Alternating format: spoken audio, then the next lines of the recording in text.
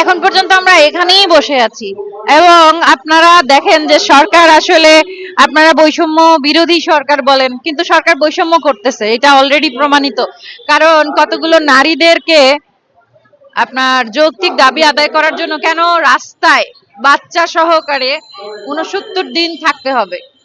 এবং আমাদের মন্ত্রণালয়ের উপদেষ্টা মহোদয় উনি একদল প্রকল্পের কর্মকর্তা কর্মচারীদের দেখে বললেন, আহা হা, তোমাদের কোলে বাচ্চা, বাচ্চাগুলোকে কেন কষ্ট দিচ্ছ, তোমরা ফিরে যাও, আমরা তোমাদের দাবি দেওয়া সব মেনে নিচ্ছি। এবং আরেক দলের কোলে বাচ্চা দেখে বলছে যে বাচ্চা নিয়ে সরকারকে ব্ল্যাকমেইল করতে চাও। তাহলে একই উপদেষ্টার মুখে এই ধরনের বিমাতা সুলভ কথা বা আচরণটা কেন? এটা আমাদের প্রশ্ন। কারণ উনি যদি কথা বলবেন যে বাচ্চা নিয়ে ব্ল্যাকমেইল করতে আসছো সরকারকে, যত মানুষ আন্দোলনে আসবে সবাইকে বলবে।